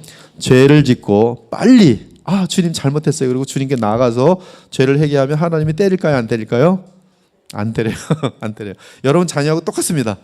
잘못했어요? 둘이 잘못했어요. 하나는 잘못하고 말 안 하고 이러고 있고 하나는 아빠 잘못했어. 다시는 안 그럴게. 그럼 얘가 다음에 또 그럴 거 알지만 일단은 아빠로서 그래 다음에 그러지 마. 근데 요 하나는 끝까지 고집 부리고 있어. 어떻게? 맞아요. 이건 맞아요. 하나님 절대로 여러분들이 빨리 돌아와서 하나님 안 그럴게요. 그러면 안 때려요. 저도 야가서 되게 매를 덜 맞은 사람 중에 하나인데 여러분들 그 약은 게 아니고 말씀을 의지해서 빨리 죄를 지으면 그리고 이건 이렇게 머리 쓰는 건 그건 더 맞죠. 내가 죄를 짓고 빨리 하나님께 가야지. 계산해서 그런 건 또 그것까지 또 하나님이 아셔가지고 그건 안 통해요. 그때는 이제 매를 맞습니다. 그러나 내가 연약하고 망각 가운데 죄를 짓고 나서 빨리 주님께 가서 내가 죄인 중에 괴수입니다. 정말 주님 없이는 죄뿐이실 수 없네요. 저 주님 더 사랑할게요. 그리고 주님께 메어 달리면 다리를 꽉 안으면 예수님 다리를 꽉 안고 있으면 절대 안 때려요. 믿으십니까? 그리고 이 주님께서 우리에게 주신 이 새로운 생명이 나를 통해서 나타날 수 있도록 죄를 경계하고 그렇죠? 그리고 신앙의 의무를 힘쓰시기 바랍니다.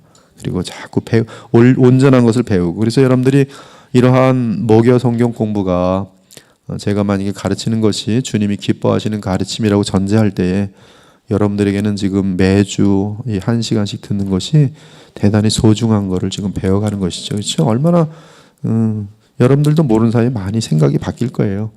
제가 지난주에 어떤 분을 만났어요. 만났는데 이 쉬운 쉽게 읽는 이 인간 본성의 사중 상태를 처음 강의 너무 이제 기대가 돼서 들었대요. 1강 듣고 2강 듣고 3강 듣는데 두 자매가 이제 같이 들은 것 같아요.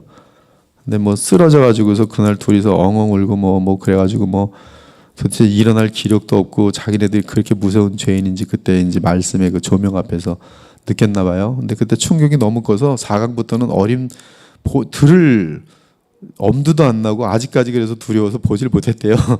그래서 제가 툭 건너뛰고 거듭남으로 들어오라고 빨리 이제 그렇게 얘기를 했는데, 우리가 이제 이러한 강의들을 통해서 내가 보지 못했던 많은 것들을 볼 수가 있는 것이죠. 내가 생각하지 못했던 많은 것들. 그리고 토마스 보스턴 같은 경우는 그 우리 기독교 역사 속에서 하나님께서 보배처럼 남겨놓으신 분들인데, 이런 분들의 그 남겨놓으신 작품들을 함께 다루고 있다는 것은 그 자체적으로 우리가 이미 큰 복을 받은 것이, 지금 이 땅에 지금 75억이 넘어가는데 그 중에서 여러분들이 지금 정말 이 책을 이렇게 지금 다루고 있다는 것은 특혜 중에 특혜입니다. 제가 어저께인가 하여튼 부흥과 개혁사하고 잠깐 통화할 기회가 있었는데, 하여튼 토마스 보스턴 때문에 너무 한국 분들이 좋아해가지고 지금 토마스 보스턴만 시리즈를 계속 내고 있대요. 그래서 너무 잘하시고 있다고. 근데 그 전까지는 이러한 귀한 책들을 아직 못 봤던 거 아니겠어요? 또 부흥과 개혁사 이런 데는 참 귀중해요. 정말 좋은 책들을 한국에 소개하는데 얼마나 큰 역할을 했습니까? 그분들이 중간에 사실 이 파산 위기에 여러 번 있었지만 그냥 주님이 주신 사명이라 생각하고 그냥 밀고 나갈 때마다 무명의 이 정말 기업가들이 나타나서 뭐 10억도 내고 20억도 내고 그렇게 해서 그 회사가 지금까지 그냥 힘있게 달려가고 있거든요. 그래서 참 이러한 귀한 사역들 참 귀한 것 같은데, 이러한 것들에 여러분들도 지금 들어와서 이러한 많은 신령한 은혜를 노력하고 받고 있으니 얼마나 고백합니까? 감사합니까? 그리고 거듭난 사람들이 항상 해야 되는 게 있어요. 뭐예요? 주님을 향한 사랑을 고백하세요. 두 가지를 항상 쉬지 말고 하세요. 감사합니다. 사랑합니다. 입술로만 하라는 건 아니죠. 마음에서 근데 흘러나올 때마다 고백하는 것이죠. 일어날 때도 주님 감사합니다. 사랑합니다. 잠들 때도 주님 감사합니다. 사랑합니다. 남편 보면서도 감사합니다. 이런 남편을 내게 주셔서 주님 사랑합니다. 아내를 보면서도 주님 감사합니다. 이 귀한 아이를 주셔서 사랑합니다. 감사합니다. 이 주님을 향한 감사와 사랑이 계속 여러분의 입에서 맴돌면은 그 사람은 성령 충만한 상태가 계속 유지된 가운데서 하늘의 지혜를 얻고, 그리고 사람들의 관계가 계속적으로 그리스도의 영향력을 나타낼 수가 있어요. 그래서 여기서도 지금 보니까 토마스 보스턴이 주님을 향한 사랑을 느끼며 고백하라. 너무나 아름다운 말 아니? 심지어 더 강한 말을 해요. 거듭난 사람의 주를 향한 감정은 더욱 깊어만 간다. 그래서 이게 너무나 강한 표현 아니에요? 거룩한 상사병을 만들어낸다. 이게 왜 이렇게 썼는지 아십니까? 토마스 보스턴이 상사병에 걸려 있기 때문에 쓰는 거예요. 이분은 예수님께 상사병에 걸려 있어. 주님 큰 분 만날 날이 언제일까? 그러니까 이 표현이 그냥 나오는 거예요. 여러분들이 주님과 상사병에 걸리십시오. 그는 주 앞에서 행하며 주를 기쁘시게 하는 모든 것들을 행하려고 노력한다.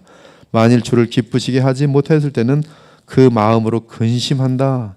사랑에 빠진 여인이 남편을 너무나 존경하고 남자를 너무나 사랑하면 그 남자가 조금만 언짢아 하면 그것 때문에 어떡하지? 저 언짢은 걸 어떻게 풀어주지? 이 마음이 굉장히 집중되게 돼. 긴장하면서. 네, 우리가 주님을 사랑하면 그분은 쉽게 노하지도 않고 짜증내지도 않는 분이잖아요. 근데 얼마나 그 주님의 마음을 잘 알겠어요. 근데 그분이 불편을 느낄 땐 이 정말 사랑하는 연인의 마음도 그걸 느끼면서 얼마나 그 예수님을 회복시키려고 그러겠어요. 그래서 회개하게 되죠.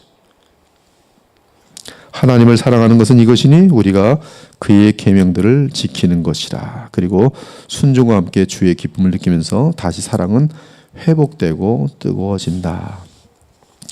마지막, 우리는 내 안에 누가 있어요? 아까처럼 옛사람이 있어요. 그래서 주님을 사랑하고 감사합니다 하는데 저쪽 뒤끝에 뭐냐면 웃기고 있네. 근데 그게 내 속에 있어요. 무서워요. 한쪽으로는 막 주님을 찬양하는데 한쪽에서는 땡겨요. 막 드라마나 좀 보다가 봐.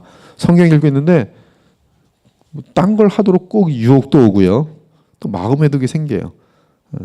김치부터 끓일까? 뭘 할까? 이게 지금 성경 내가 지금 오늘 보긴 볼 건데 전화 한 통 하고 보자. 전화하고서 그날 끝이에요.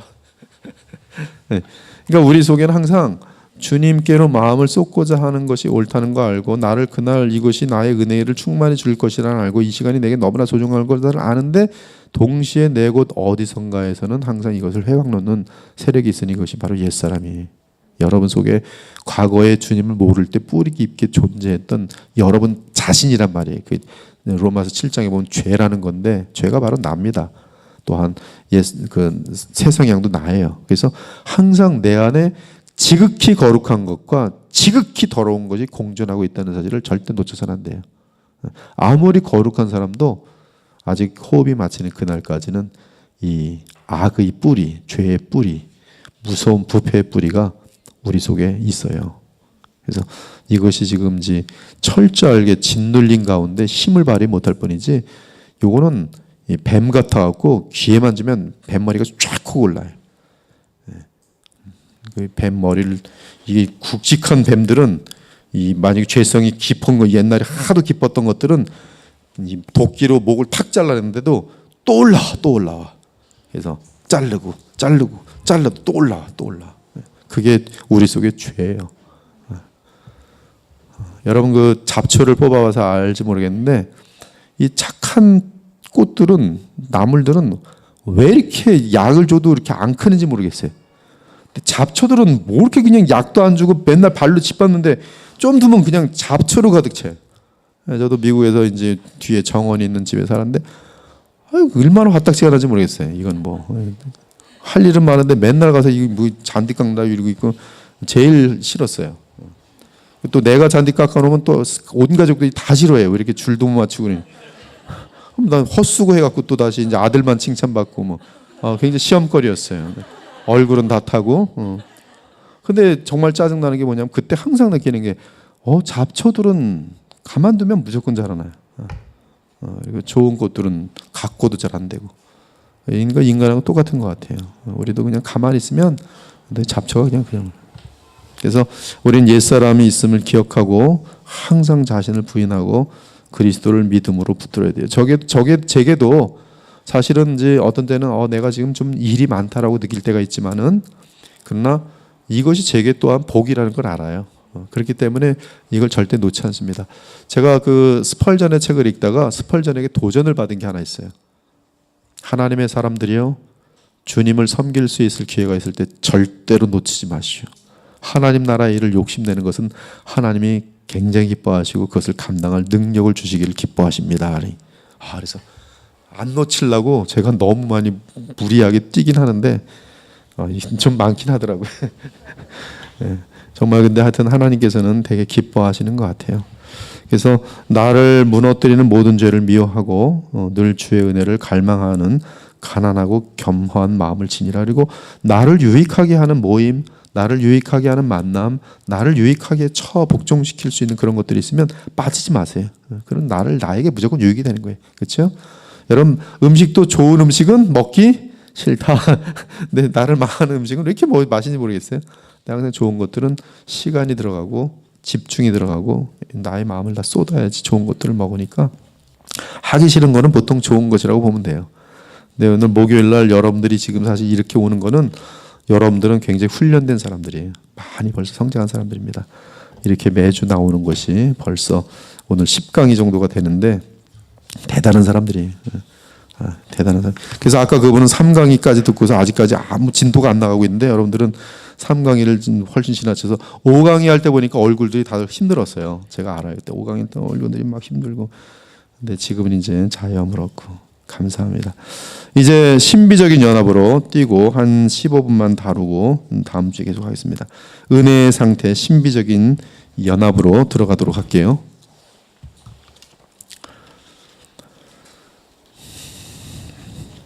요한복음 15장 5절에 보면 나는 포도나무요 너희는 가지라. 중생 부분은 다뤘고요. 그럼 중생된 사람의 삶은 무엇인가? 지금 이제 이것이 지금 여러분에게 지금 해당되는 내용이기 때문에 가장 중요한 챕터라고 볼 수가 있겠어요. 즉 중생까지도 그건 시작일 뿐이기 때문에 하나님의 뭐 엄청난 그냥 100%의 그 하나님의 주권적인 역사죠. 그리고 여러분들이 그 사이에 어느새 지정의가 이용되면서 동원되면서 예수님을 믿어서 거듭났어요. 그러면 이제 거듭난 사람에게는 무엇이 제일 중요하겠어요? 거듭난 이후가 제일 중요해요. 지금 여러분과 저예요. 근데 토마스 버스터는 거듭난 사람에게 딱 한 가지의 제목으로 다루고 있어요. 그것은 뭐냐면 연합, 신비적인 연합. 이것은 다른 말로 하면 믿음이에요. 믿음에서 믿음으로 이르는 것, 로마서 1장에 보면 그 신앙생활인데, 구원도 믿음으로 받고요. 유다서에 보면 그 믿음은 성령이 주신 믿음입니다. 그래서 성령이 주신 믿음으로 우리는 믿음 구원을 받고, 우리의 지정의가 다 동원된 믿음에 의해서 우리는 이제 영적으로 성장하게 돼 있어요. 근데 그 믿음은 무엇을 하는가? 연합을 위한 것이 연합이죠. 연합이 바로 믿음이에요. 또 연합이 바로 사랑이죠. 사랑과 믿음은 붙어 있는 것이죠. 제가 제 아내를 믿는 것과 사랑하는 것은 같은 것이에요. 아, 이 여자 의심스러운데 이건 사랑이 아니에요. 사랑할 수도 없습니다. 그래서 지금 이게 제일 우리가 지금 뭐 나머지 뭐 지옥 뭐 이런 것들은 다 심판 이런 건 다 미래형이잖아요. 심판 받을 거예요. 그래서 미래에 있을 심판이 우리는 그것이 이제 계기가 되고 동기가 부여가 돼서 현재를 살아야겠죠. 근데 그 현재에서 미래 심판은 우리로 그러면 어떻게 살도록 만드는 건가? 결국 연합이에요. 우리가 구원받았어요. 하나님의 은혜가 너무 큽니다. 아, 전적으로 완전한 하나님의 은혜구나. 그래서 구원받았어요. 그래서 뭐 어쩌라는 거예요? 연합이에요. 그러니까 뭐든지 지금 현실적인 내게 요구되는 것은 모든 성경을 통해서 연합으로 결론이 나는 것이죠. 그래서 제가 존중하는 그 교수님께서 졸업생들에게 하신 말이 정확히 맞아요. 저는 그분이 굉장히 그 성경을 통달했다고 분명히 보여집니다. 마지막 졸업생들에게 하는 말이 Union with Christ, 그것으로 정리를 해서 보냈어요. 절대로 놓지 마라. 그 속에는 거룩이 들어있고 그 속에는 바로 예수 그리스도와 연합된 상태 속에서 그의 계명을 순종하는 것이 들어있기 때문에 마땅히 전도 들어있고 모든 것이 다 포함되어 있더라고요. 연합이에요. 그래서 연합 부분을 지금 이제 우리가 다루게 되는 것이죠. 먼저 이제 그 요한복음 15장 5절을 보면 주께서는 자신을 포도나무에 비유하신다. 나는 포도나무다. 그리고 포도나무의 특징은 그 많은 나무들 중에 왜 포도나무를 하셨는가? 포도나무는 열매를 대단히 많이 맺습니다. 특이하죠. 열매를 많이 맺어요.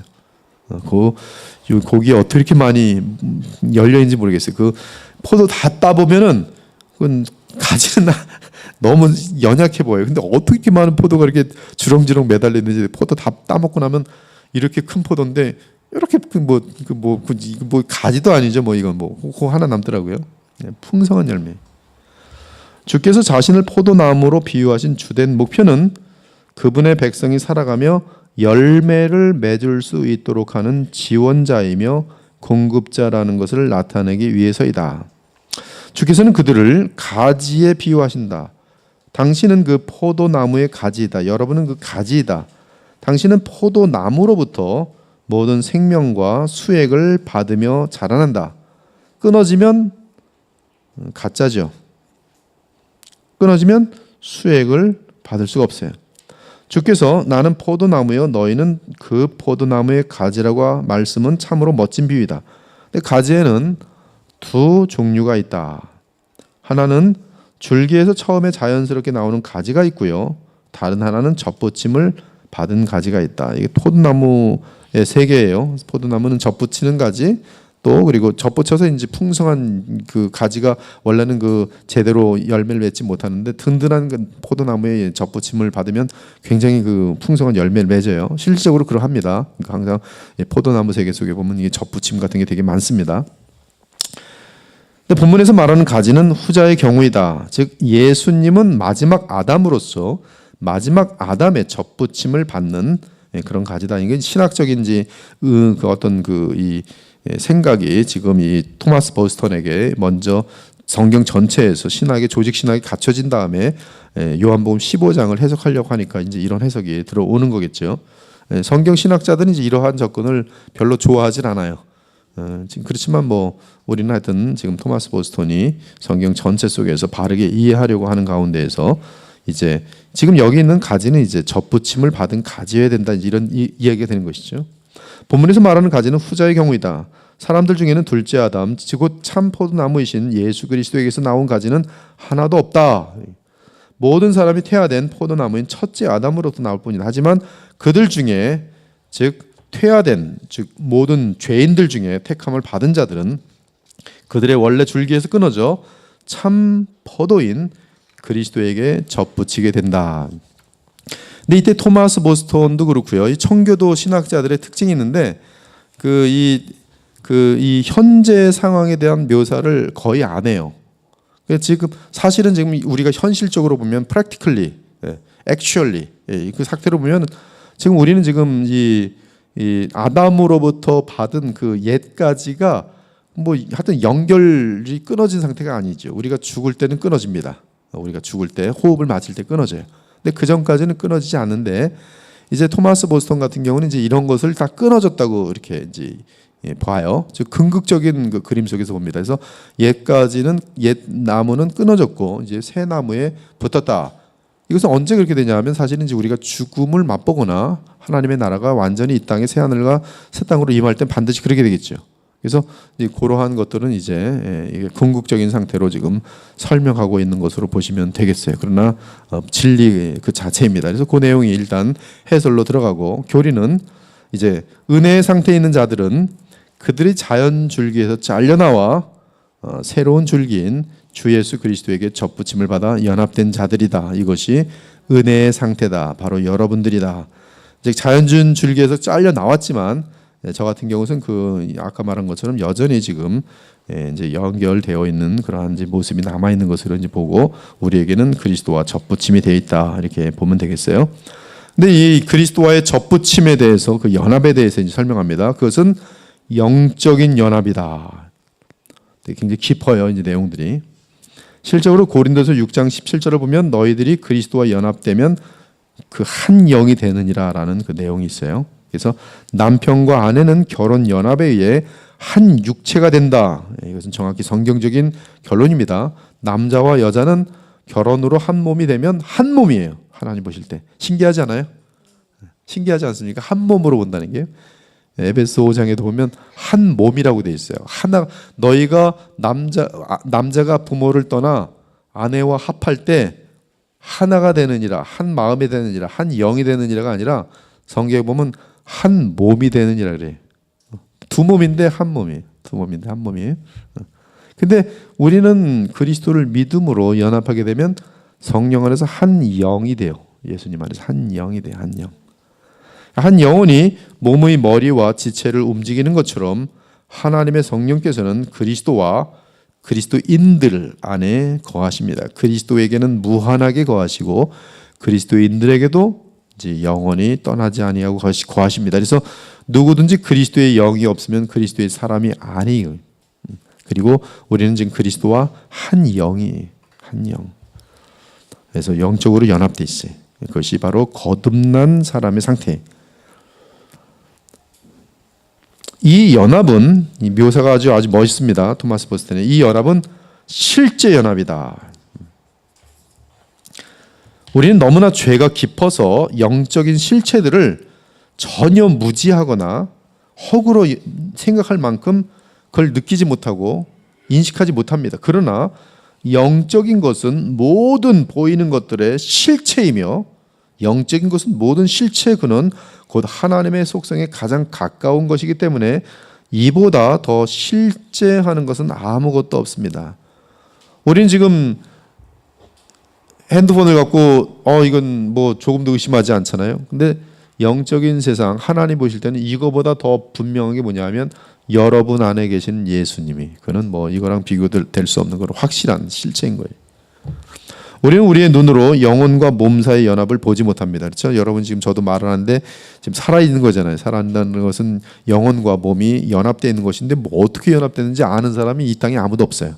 죽으면 영혼이 도대체 어디로 가는 건가? 뭐 그래서 어떤 사람은 영혼의 몸무게가 있대요. 그래서 죽기 전에 몸무게를 쟀고 죽은 다음에 몸무게를 쟀더니 뭐 3g이 빠진다나 뭐 이런 것들도 있고 뭐 별 얘기 다 있어요. 그래서 그 사람이 내린 결론은 영혼의 무게는 3g이다. 이 몸 사이의 그 연합을 모릅니다. 하지만 그 연합의 실체는 의심할 수가 없어요.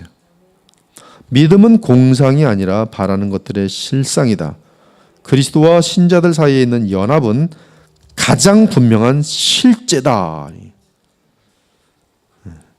실제입니다.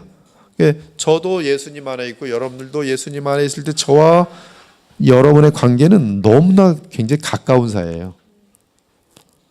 사실 저와 여러분의 관계는 가족들보다 더 가까운 사이예요. 예수님이 뭐라 그러셨어요? 자신의 어머니가 오시고 동생들이 왔을 때 자기 앞에 있는 분들 보고 이분이 내 어머니고 이분들이 내 형제들이라고 해요. 여기보다 더 가까운 거예요. 이게 여러분의 마음에 뭐 쉽게 와닿진 않을 거예요. 맨날 보는 가족들이 있는데 그 가족들 중에 믿지 아니하는 자들보다 남남인 것 같은데 한 영을 누리고 있는 여러분들은 영원한 형제와 자매입니다. 실질적으로. 여러분들이 이게 와닿을 날이 올 거예요. 와닿을 날이 있을 겁니다. 정말 그렇구나. 정말 그렇구나. 굉장히 가까운 사이. 정말 실제고.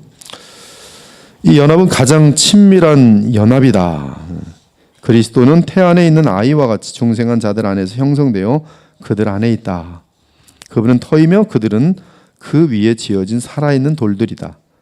그분은 머리이고 그들은 몸이다. 이것이 사상이 아니라는 것이죠.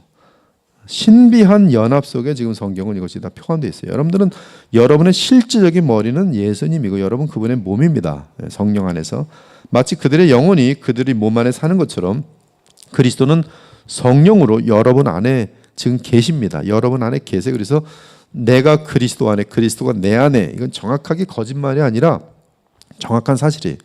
단지 그분은 육체적으로 하나님 보좌 우편에 계시고 성령으로 지금 우리 안에 와 있습니다.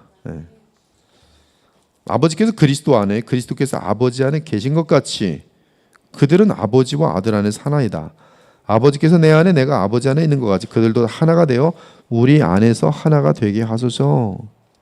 그들은 그리스도와 함께 십자가에 못 박혔고 하나님 보실 때 이미 여러분들은 죽은 자들이에요. 하나님의 관점에서. 그래서 토마스 버스터는 그러한 관점에서 여러분들의 이 자연줄기와의 관계는 끊어졌고 그래서 하나님 관점에서 끊어졌어요. 그래서 그런 관점에서 토마스 버스터는 보는 거예요. 그리고 새 줄기에 연결됐어요. 그러나 현실 쪽에서는 현재 나타난 증상은 나는 아담의 그 잔재가 지금 남아 있는 것이죠. 그러나 하나님 보실 때는 여러분은 십자가에 못 박혀 죽었고 함께 장사 지낸 바 되었고 심지어 그리스도와 함께 일으킨 바 되어서 현재 예수님과 함께 하늘에 여러분의 생명이 앉아 있다고 성경은 알려주고 있어요. 믿으십니까? 그 에베소 2장 6절 찾고 오늘 마치도록 할게요. 에베소 2장 6절. 마틴 로이드 존스가 이 에베소 강론을 할 때 보면 에베소 2장 6절 이 부분에서 희열을 느끼면서 여러분이 지금 어디 있는지 아십니까? 여러분이 정말 믿음을 가지고 보신다면 어디에 있는지 아십니까? 여러분 지금 하나님 보좌 우편에 예수님과 함께 앉아 있다는 사실을 알고 있습니까? 2장 6절 다 같이 읽습니다. 시작. 또 함께 일으키사 그리스도 예수 안에서 함께 하늘에 앉히시니. 그리고 그것이 뭐로 되어 있는지 아세요? 과거형으로 되어 있어요. 과거형. 앉아 있다. 이런 것을 하나님 말씀 그대로 믿는 것이 여러분은 이제 실체를 정확하게 알게 되는 것이죠. 우리 기도하고 마치겠습니다. 하나님 아버지, 우리가 누구간데 주님께서 우리를 사랑하셔서 먼저 사랑하시고 먼저 찾아오셔서 우리에게 주님의 생명을 부어주셨는지요. 그래서 어느새 우리의 지정의가 깨어 일어나고 또 우리 양심이 변화되고 우리의 기억이 변화되어서 주님을 닮아가고 있는지요. 주님의 은혜가 아니었다면 저희들은 여전히 자신의 탐욕과 돼지와 같은 더러운 것들 속에 뭉쳐 살면서 그런 것들이 인생인 줄 알고 그저 흥청망청 살았을 헛된 인생들을 주께서는 긍휼히 여기시고 사랑하시사 거룩한 나라가 있음을 알게 하시고 거룩한 생명으로 누리는 그 기쁨이 하늘의 평강이 무엇인지를 맛보게 하심으로 오히려 더러운 것들을 멀리하고 주의 영원한 것들을 사모하게 하심을 진심으로 감사합니다. 우리를 하여금 이 자리에 있게 하기 위해서 주께서는 하나님의 아들 예수님을 희생시키시고 그분으로 하여금 지옥보다 더 무서운 고통을 당하게 하심으로 우리가 이 자리에 서게 된 것을 늘 기억하면서 우리의 죄를 사하시기 위해서 아들까지 아끼신 하나님의 사랑, 또 자신의 생명을 조금도 아끼지 아니하고 십자가에서 그 우리 모든 죄값을, 고통을 담당하신 예수님의 사랑을 늘 기억하면서 주님의 그 영원한 사랑 앞에 감사하며 그 사랑을 본받아 주님을 닮아갈 수 있는 저희들 모두가 될 수 있도록 도와주시길 간절히 원합니다. 우리의 마음이 아름다워지기 원합니다. 하나님처럼 귀하길 원합니다. 주님 진실하길 원하며 간교함이 없게 하시고 정말 주님의 그 영원한 사랑의 마음을 조금씩이라도 닮아가서 우리 존재 자체가 하나님 보시기에 또 선한 하나님의 사람들이 보기에 함께 서로 아름다워지는 그러한 저희들의 삶이 인생이 되어질 수 있도록 인도하여 주시옵소서. 돌아가시는 발걸음 함께 하시고 다음 주에 만날 때까지 하나님의 은혜가 넘치게 하시며 우리가 매주 나눈 이 말씀들이 늘 기억날 수 있도록 역사하여 주시옵소서.